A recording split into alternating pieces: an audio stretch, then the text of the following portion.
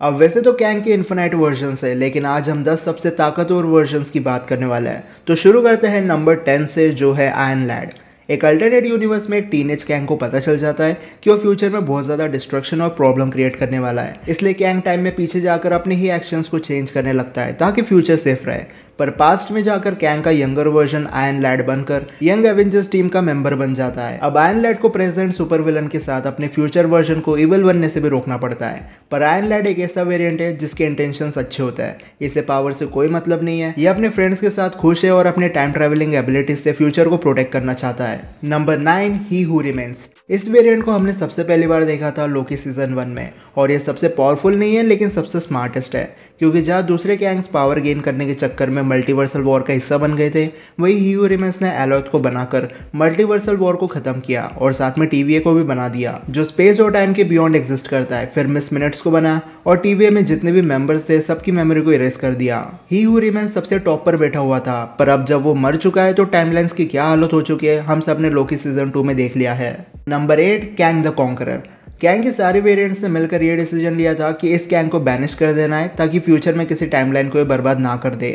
ये Kang futuristic तो था ही, लेकिन इसकी मेंटेलिटी एक वॉरियर टाइप थी, इसलिए इसने अपनी टेक्नोलॉजी को साइड रखकर खुद की एक आर्मी बनाना चालू कर दी ताकि ये अपने सारे वेरिएंट्स को मार सके। क्वांटम रियलम में कैंग के पास अपने टाइम स्पेयर नहीं थी। अगर ये स्पेयर वर्किंग कंडीशन में होती तो तब हमें इस वेरिएंट की फुल पोटेंशियल देखने मिलती, क्योंकि टाइम स्पेयर से ही कैंग अपने टाइम मैनिपुलेशन एबिलिटी यूज कर सकता है। वैसे कैंग का सूट भी उसे अच्छा खासा ताकतवर बना देता है, पर सिर्फ सूट के भरोसे रहकर वो अपने टाइम मैनिपुलेशन एबिलिटीज को यूज नहीं कर सकता।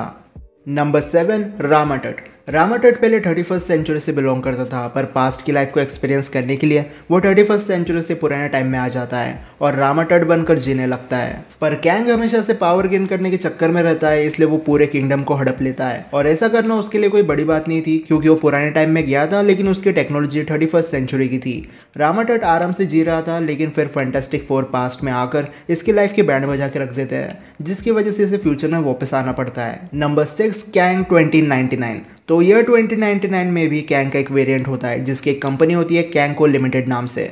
बेसिकली इस टाइमलाइन में कैंग ने सारे सुपर हीरोज के राइट्स खरीद रखे हैं, जिसकी वजह से कैंग हीरोज को यूज करता है प्रोडक्ट्स बेचने में और बहुत सारा प्रॉफिट कमाता है। ऐसा ही कुछ हम द बॉयज यूनिवर्स में देखते हैं, जहाँ वॉट कंपनी सुपर ह्यूमंस का यूज करती है, कुछ भी सेल कर देती है और दुनिया भर का प्रॉफिट कमाती है। पर स्पाइडरपंक नाम का एक स्पाइडरमैन वेरिएंट कैंग को बहुत ज्यादा प्रॉफिट बनाकर दे सकता था, इसलिए वो टाइम में पीछे जाकर स्पाइडरपंक को लाने की कोशिश करता है, पर कैंग को रोकने के लिए स्पाइडरमैन का ये वेरिएंट कैंग के ऊपर ही एटम बम को फोड़ देता है। Number 5, Doom the annihilating conqueror. ये एक कंबाइंड वर्जन है doctor Doom, Kang the conqueror और एनाइलस का। मतलब ये एक ऐसा वेरिएंट है जो कैंग की टाइम ट्रेवलिंग एबिलिटीज भी यूज कर सकता है, डॉक्टर डूम का मैजिक और एनाइलस की कॉस्मिक पावर भी कंबाइन करके इस्तेमाल कर सकता है, जो इसे काफी पावरफुल वेरिएंट बना देता है, क्योंकि हो सकता है कि सामने वाला एनिमी मैजिक से बच जाए, लेकिन टाइम ट्रेवलिंग एबिलिटीज और कॉस्मिक पावर से बचना ऑलमोस्ट इम्पॉसिबल है।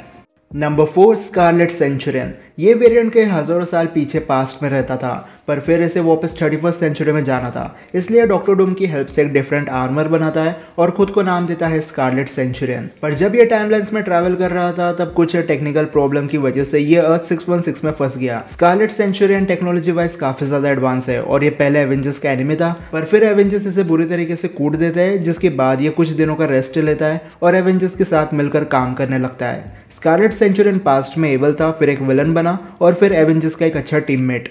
Number 3, इमोर्टस।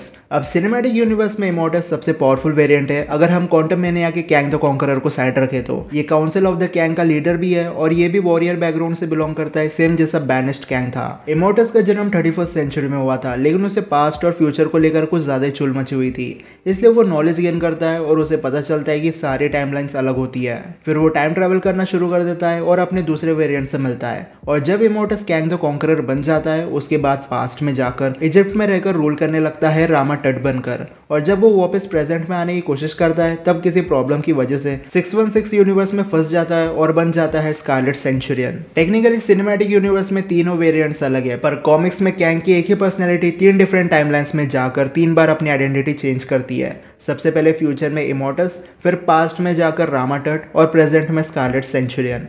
Number 2, the time eater. अब ये एक ऐसा वेरिएंट है जो अर्थ 18854 से बिलोंग करता है। इस यूनिवर्स में कैंग गैलेक्टस को मारने में सक्सेसफुल हो गया था और जब कैंग ने गैलेक्टस की पावर कॉस्मिक एब्जॉर्ब की तब उसे और पावरफुल बनने का डिजायर पैदा हो गया। इसलिए कैंग कई सारी रियलिटीज और यूनिवर्स में गैलेक्टस को ढूंढकर उन्हें मारने लगा। और जहाँ एक तरफ गैलेक्टस सिर्फ प्लैनेट्स को खत्म करता था, टाइम ईटर पूरी यूनिवर्स को एक ही बार में खा जाता था। पर जब टाइम ईटर की वजह से मल्टीवर्स बर्बाद होने लग गया तब एक्साइल नाम के सुपर हीरो ग्रुप ने इसे बीट कर दिया। एक्साइल्स बेसिकली डिफरेंट प्लैनेट के हीरोज हैं जिन्होंने टीम अप करके टाइम ईटर को मारा था, ठीक जैसे इन्फिनिटी अल्ट्रॉन को बीट करने के लिए वॉचर ने guardians of the multiverse team बनाई थी। लेकिन अब बढ़ते हैं नंबर 1 पर, जो है कैंग प्राइम। इससे पावरफुल वेरिएंट पूरे कॉमिक में कभी देखने नहीं मिलेगा, क्योंकि कैंग प्राइम के पास एक ऐसी एबिलिटी है जिसका यूज करके वो अपने ही वेरिएंट्स को कंट्रोल कर सकता है। साथ में ये अपने वेरिएंट्स के माइंड में टैप इन करके उनकी नॉलेज और एक्सपीरियंस गेन कर सकता है। इसलिए कैंग प्राइम को बीट करना बहुत ज़्यादा हार्ड काम है, क्योंकि इसकी नेक्स्ट स्ट्रेटेजी किस वेरिएंट से आएगी किसी को नहीं पता। ये काउंसिल ऑफ द कैंग्स का रूलर भी रह चुका है और ये सीधा अपने वेरिएंट्स को ऑर्डर देता है कोई भी काम करने के लिए, और वेरिएंट्स चुपचाप वो स्पेसिफिक काम कर भी देते हैं क्योंकि उन्हें पता है वो इसे बीट नहीं कर सकते। कैंग प्राइम किसी को भी अच्छे से मैनिपुलेट कर देता है और साथ में इसके पास ऑलमोस्ट सारे वेरिएंट्स के टाइम और स्पेस की नॉलेज है, जिसकी वजह से बहुत ज़्यादा इंटेलिजेंट और डेंजरस बन जाता है। लेकिन इसी के साथ आज की लिस्ट यही खत्म होती है। अब कुछ कैंग वेरिएंट्स है जिन्हें आज की लिस्ट में हमने ऐड नहीं किया। अल्टीमेट यूनिवर्स की कैंग द कॉन्करर, जो कि कैंग की एक फीमेल वर्जन है, और कैंग का वो वेरिएंट जो 616 यूनिवर्स के टाइमलाइन से बिलोंग करता था। लेकिन ये बहुत ज़्यादा पावरफुल वेरिएंट्स नहीं है। लेकिन अब अगर आपको ऐसा लगता है कि किसी वेरिएंट को इस लिस्ट में होना चाहिए था तो मुझे कमेंट सेक्शन में बता सकते हो। वीडियो पसंद आएगी तो इस वीडियो को लाइक और शेयर करना बिल्कुल मत भूलना, और अगर आपने अभी तक लोकी के वेरिएंट्स की वीडियो नहीं देखी है तो इस वीडियो पर क्लिक कर सकते हो।